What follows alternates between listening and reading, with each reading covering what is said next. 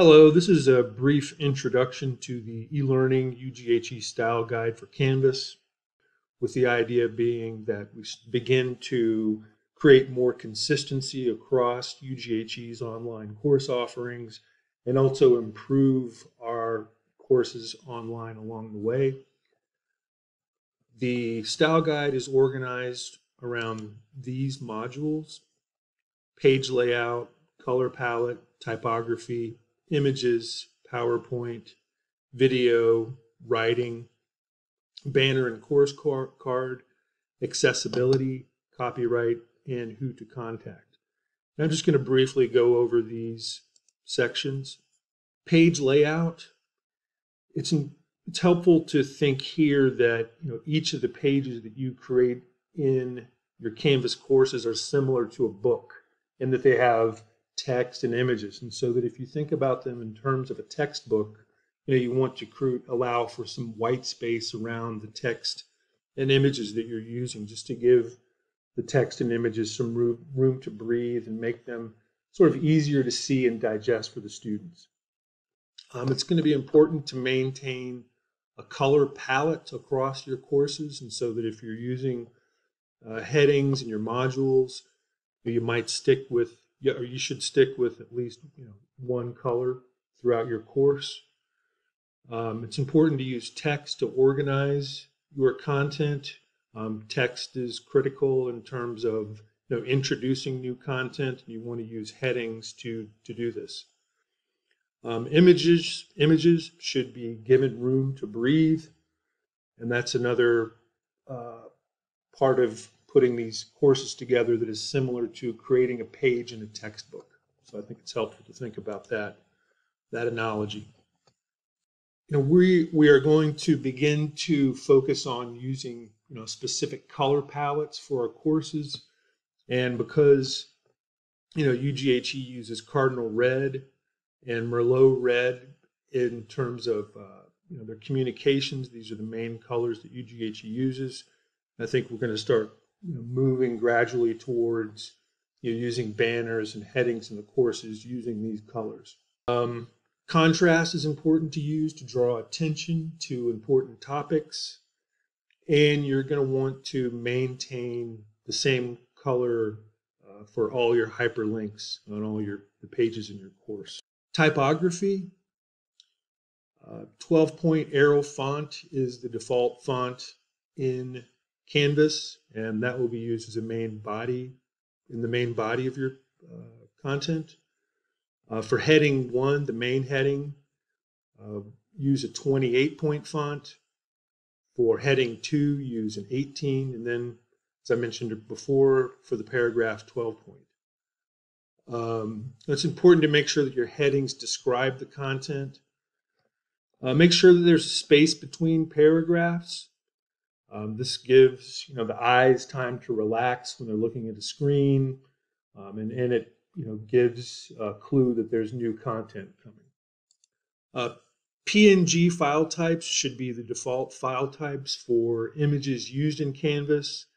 They can maintain their quality across laptops, smartphones, and tablets. Typically in Canvas, the available space for images is 780 pixels wide, and it's best to scale the images to this size, just to be sure that they'll fit, across the different technologies that your students use. And I think this is something that e-learning can certainly help you with, to make sure that you're maintaining the correct image type and the correct image size across your courses. You're going to want to maintain aspect ratio across your images, so that if you're resizing, you want your images to maintain their original look and not be smushed up with a bad aspect ratio. And you're going to want to avoid images of text. PowerPoint is being used in a lot of the online courses to communicate course content. And so here are just a few things to follow in terms of using PowerPoint correctly. I think one of the things is avoiding too much information on a slide. This much text is, I think, difficult for students and people who are following the PowerPoints to follow. And so you might want to think about, just putting the important information on the slide and reading out the rest of the content. If you're using a screen recorder like Screencast-O-Matic or Camtasia or even Zoom, you can just put the body of the text within your notes and read that out as you go through your PowerPoints. And that's something that e-learning can help your faculty with and train them in. Visuals are really important for PowerPoint. Again, you want to think about making the image the biggest part of the PowerPoint and reading out the information related to the image. You want to avoid using too much color. It's very distracting and takes away from the main point of the body of the content of your PowerPoint. Use visuals instead of texts whenever possible. For example, you can take this data and then, say, convert it into an image so that your learners can see what it is that you're discussing instead of just looking at text. Again, you can use graphs to communicate data. Take this data and then you can just convert it into a graph. And then a few other points, which I think a lot of us are familiar with these. Don't read everything on a PowerPoint slide. Use the PowerPoint template that UGHE provides, and use a font size no smaller than 24 point for your PowerPoints. In terms of video, there are currently 4 different approaches to video use within the e-learning courses in Canvas.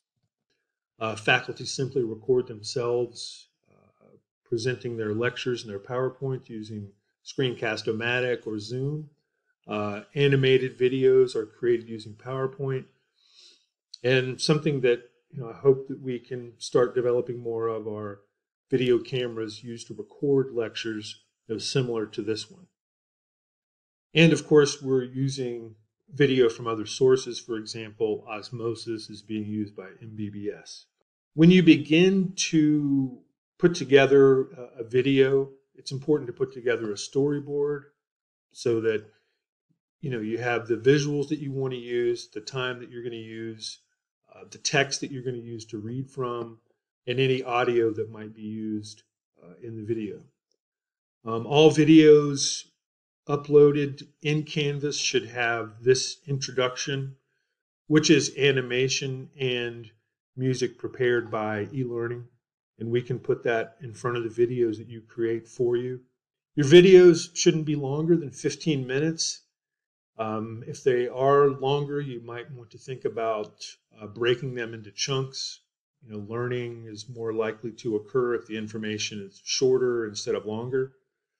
If you have a particularly strong accent, you might want to consider using a text-to-speech program or asking a colleague to read your narration. And captioning is, of course, important, which is something that YouTube does automatically. And we also have some examples of captioning software that you can use. Writing, it's important to use a friendly and informal tone, which works well with online students because they like to hear the instructor's voice as they're reading. Less is often more in terms of online course content, so trying to be concise in your writing is going to be an important part of putting your course content together. UGHE courses are written in English. It's important to chunk information into digestible pieces, use short paragraphs instead of long ones, and use bold and italics as little as possible. UGHE Learning can assist you with putting together a banner for your courses, which should be added to the home page of each course, and we can create a course card, which will be shown in the dashboard of all of our students and faculty. Accessibility. Each page in Canvas now has an immersive reader, which allows for the page to be read out loud, and each page has an accessibility checker just to make sure that the content you're putting together is accessible. Use an Alt text to describe the images that you put into Canvas, and make sure that your links are descriptive. Copyright, of course, it's important to recognize the intellectual property rights of content creators and make sure that the content that you're using acknowledges that. And this is something that UGHE e-learning can help you with as you develop your course. And of course, e-learning can help you with a lot of the topics that I've just described in terms of images, video, putting your course together, putting banners together, maintaining color consistency across your courses. We want to make sure that you have the support you need to build the course that you want to create. And so, we are obviously here to help you. Please let me know if you have any questions about this video. Thank you.